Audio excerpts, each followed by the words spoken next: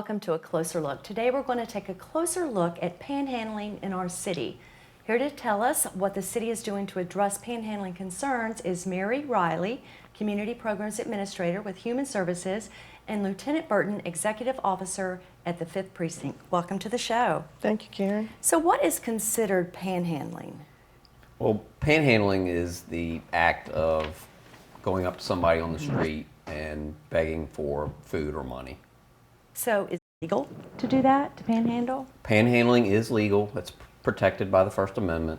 But when it becomes an issue in Chesapeake is when the panhandlers go into the street and walk in the street.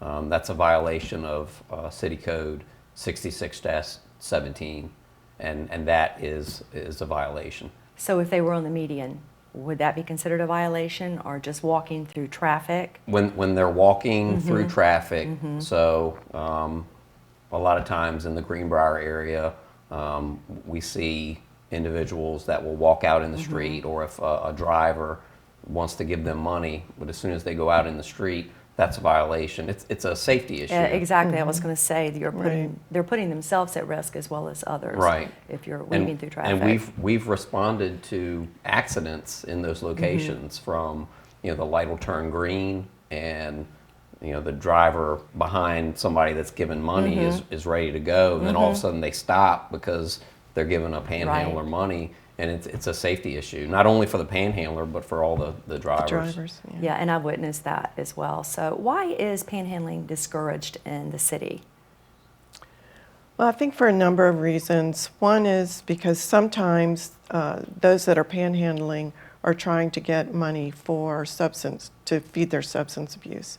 Now, there are panhandlers that are truly hungry and trying to get money for food, but the best thing to do in those cases, or whenever you see a panhandler, is either to call one of our local charities or to go and buy them food, like get a bag of food from McDonald's or Chick-fil-A or something and give it to them rather than giving them money. And we've actually talked about, I asked you earlier, what about a gift card?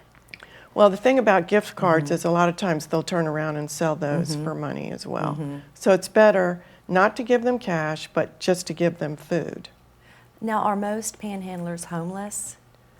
I would say probably the majority of our panhandlers are, but however, there are some that are professionals. And you can sit there and watch them early in the morning get dropped off by a van. So someone is asking them to panhandle for them. So in that sense, I guess they are professional, but it's not for themselves, it's for someone else, which is another reason why we try to discourage panhandling. So I know a lot of times I'll see, like, they may be with a child or children or animals, and of course that can tear at your heartstrings when you see that. So And those are the folks that everybody wants to give to. But there are so many resources out there for families that are homeless that it's really not necessary to give money to them. Like I said, bring them food or something along those lines, and call local charities to see how you can support them. So if I give money to someone who's panhandling, am I making matters worse, or am I helping? I would say sometimes it is making things worse because, like Mary said, there are several people that panhandle and use those funds for illegal narcotics. And I've spoken to these individuals, and they will admittedly say, I'm out here to get enough money to get my next score, and then I'll come right back and do it again. And I've talked to people that have made $300 a day in panhandling, and it's too easy for them. And a lot of them, I wouldn't necessarily say that they're homeless because they go to a hotel every night. They get enough money to pay for the hotel room. There's a few people in Greenbrier that panhandle every day, but they stay in a hotel in Deep Creek. And every morning they get a bus ride or they get an Uber to Greenbrier. They'll panhandle all day, get enough money, go back, get another night at the hotel, and then repeat and come back and do it again the next Right. day. So they're getting that money, so they're not necessarily encouraged to look for other means that Correct. might be Right. a job or something similar. But there's some of our organizations that would like to take their entrepreneurial skills and turn those around into, Definitely. either working for a business or, helping start a business. Getting a skill, Yes. perhaps. Right, exactly. So they have skills. Mm-hmm. It's just it's just about turning them around and getting them the right resources so they can use those skills. So the resources are out there. Yes. They just need to sort of have that drive. And it's tough, I'm sure, when you are seeing that type of money come in. It is, and I've had that conversation with them also. Are you aware of all the resources, the housing crisis hotline, the shelters, the nonprofits? And they are, and it's not an interest to them.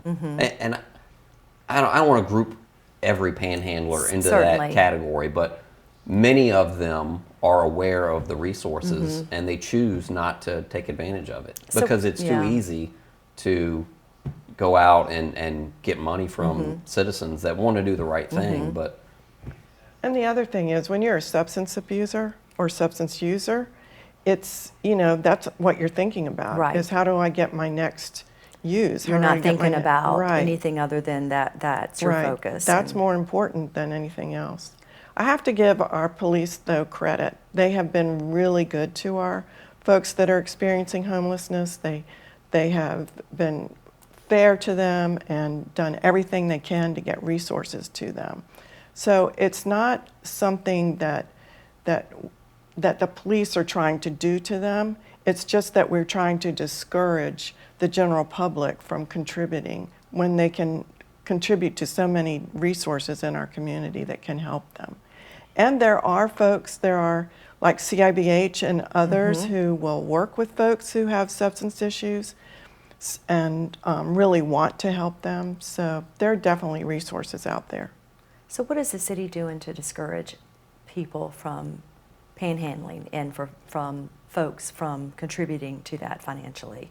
so I brought in a sign Yes. recently that we've worked with the city on putting these signs out at all the major intersections where we've seen an increase in panhandling, just to educate the public. Like there are options for those that need help, and to discourage people from contributing to the panhandlers, because like I said before, we've responded to accidents.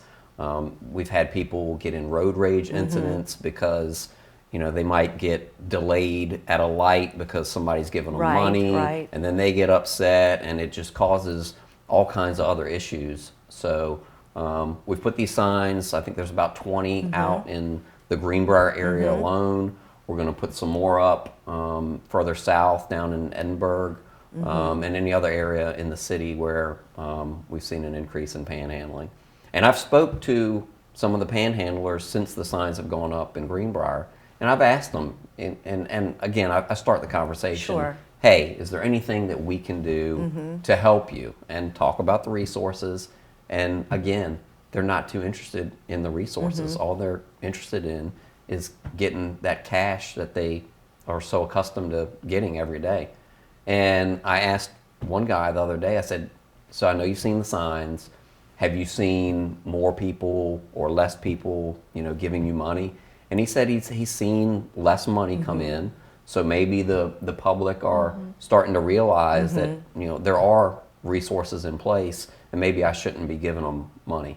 So And I think that's part of the key, is for people to be educated on what resources, of course, are available. And like you said, if someone is hungry, absolutely, Right. maybe give them some food, but also it's sort of a cycle, it seems like, It is. that needs to be broken. Yes, yes. And I think that's the hard part for a lot of folks who are experiencing homelessness, is to break that cycle. But, we do have resources, like we have our resource center. We have 4 kids and the housing crisis hotline that can give resources for folks want to try and get them housed if we can, and just get them in a safe place. So where can someone find more information on panhandling and resources that are available? You can call the Housing Crisis Hotline at 757-587-4202. Okay. And they will give you the resources that are available in the community. That, like I said, there's a lot of nonprofits and a lot of agencies and a lot of churches that are working very hard to try and help our homeless. So supporting one of them or working with one of them would probably be the best bet. Okay, so help is available. Well, I want to thank you both for joining me today, and I really appreciate it. This is definitely a topic that needed to be talked about, so I appreciate it. Well, thanks, Karen. Well, that does it for this edition of A Closer Look. Thank you for joining us, and we'll see you next time.